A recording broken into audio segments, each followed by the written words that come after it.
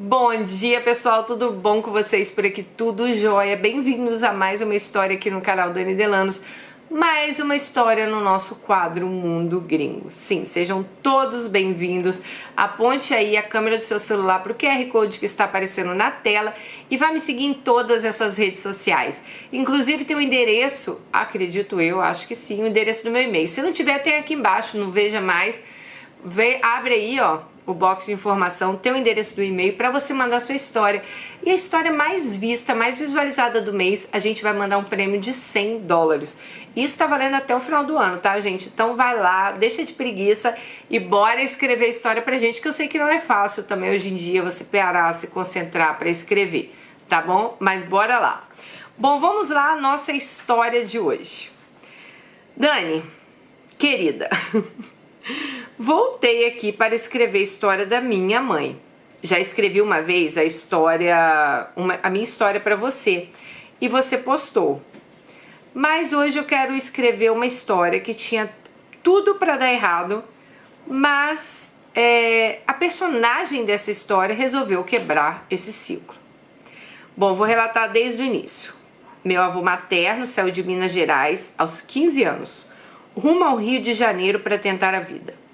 Lá ele trabalhou como guarda municipal, como vendedor, até que explodiu a Segunda Guerra. Assim ele se alistou e foi para o campo de batalha.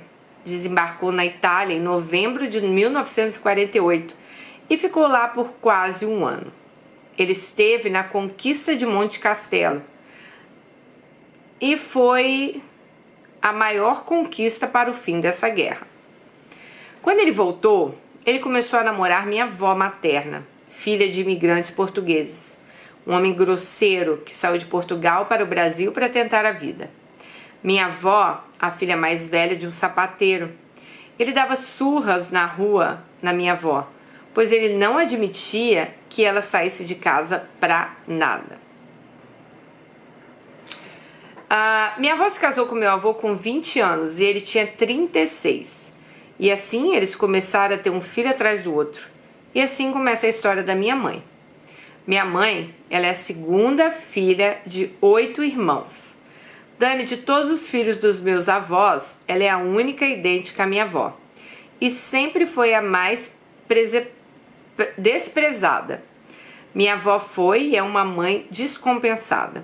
Ela cometia maus tratos com os filhos. Em uma dessas surras, ela jogou uma chave de fenda na minha mãe, que por pouco não a deixou cega.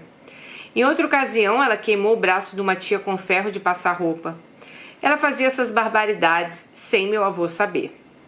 Meu avô era o que antigamente chamavam de neurótico de guerra. E devido a isso, ele virou alcoólatra.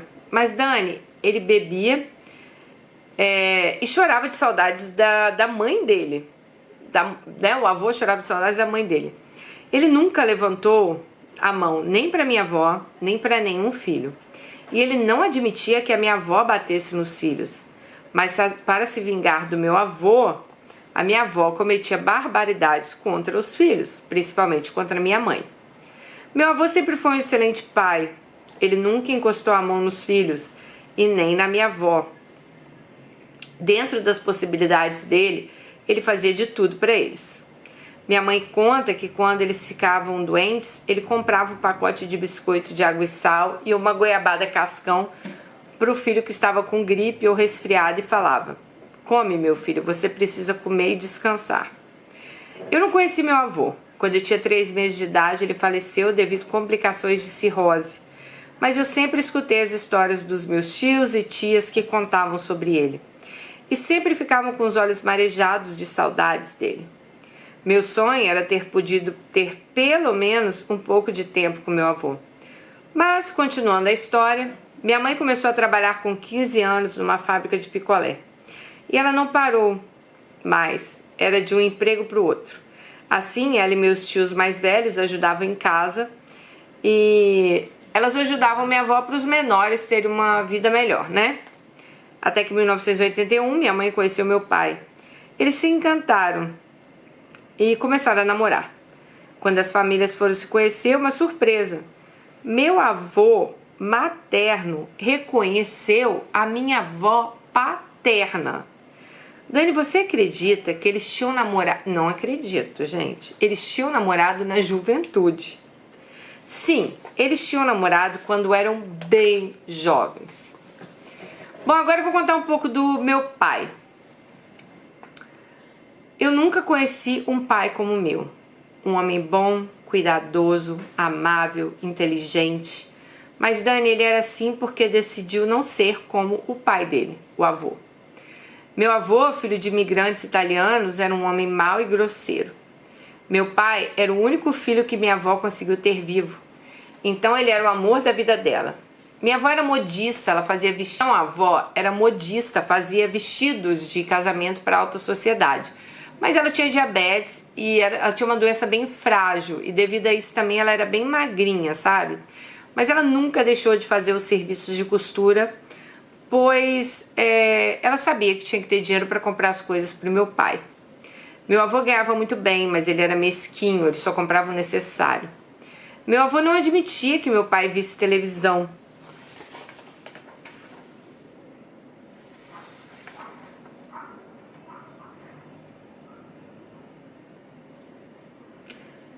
Porque ele dizia que a TV não podia ficar ligada por muito tempo. Minha avó ligava escondida a TV para o meu pai ver desenhos.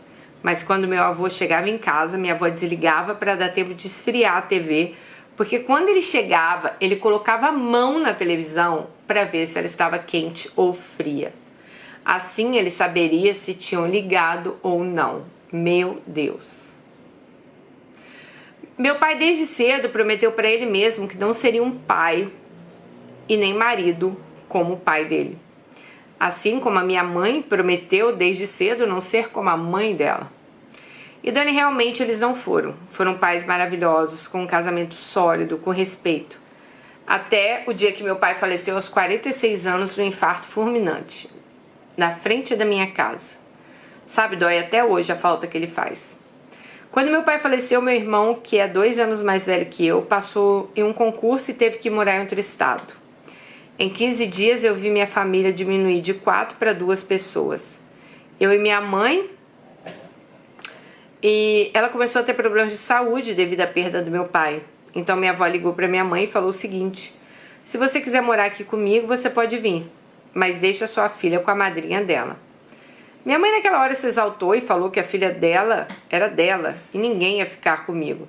E que não precisava dela se preocupar porque quando nós precisávamos de ajuda, a gente nunca teve. Então agora ela também não precisava, ela não queria nada. E assim fomos vivendo até meu irmão voltar e recomeçar nossa vida.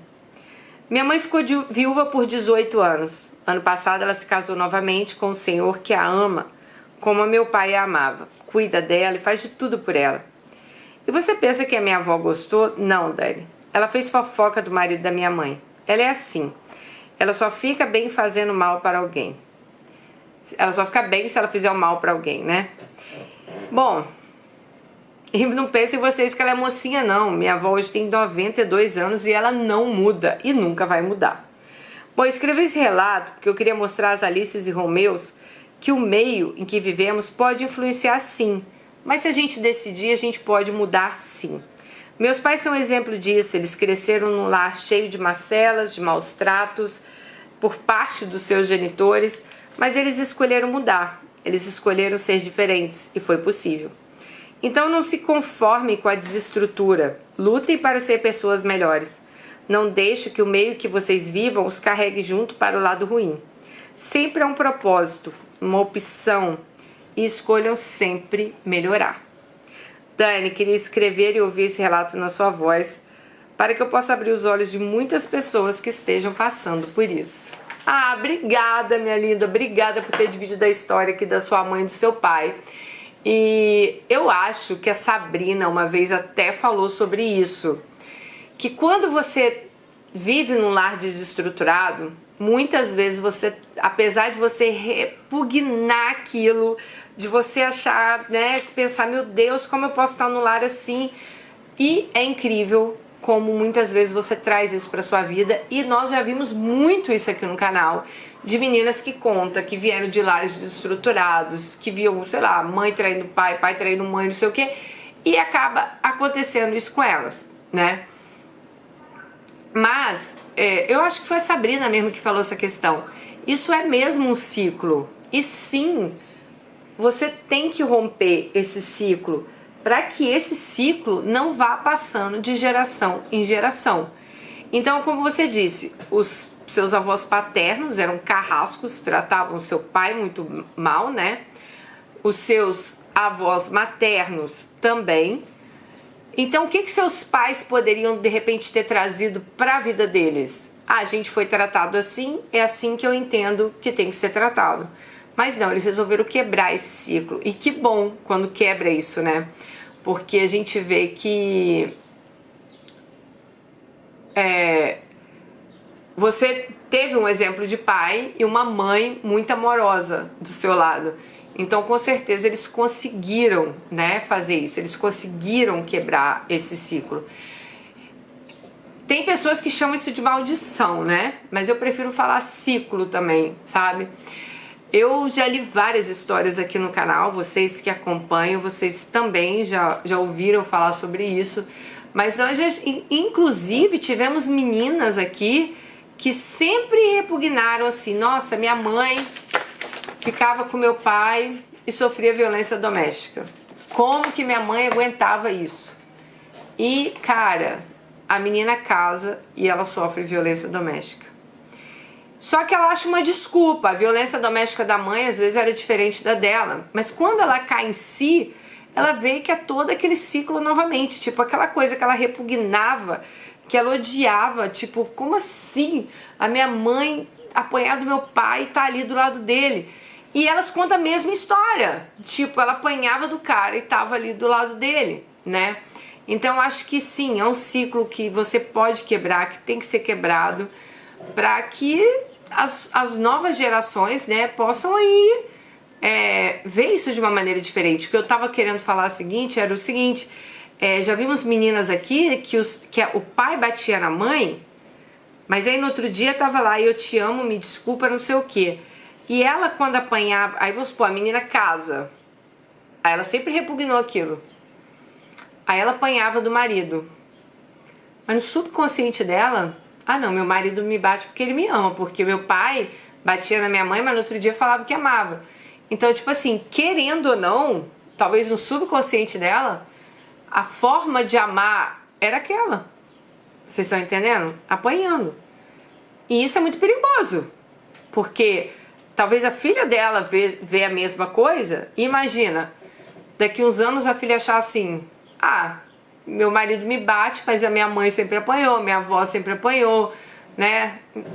Então, são ciclos que sim, que tem que ser quebrados, sabe? E a gente pode sim não aceitar isso. Tudo que seu filho vê dentro da sua casa acontecendo, vocês podem ter certeza, gente, que ele vai levar aquilo pra eles. Por isso que eu falo pra vocês que eu sempre me separei, sempre não, né? 3 vezes que eu me separei assim de casamento, mas eu acho que a mais importante foi com o Bruno mesmo, que eu tive 2 filhos, porque o resto eu quero que, né? Tipo, não faz parte da minha vida, faz parte do meu passado, né? Fez parte da minha vida.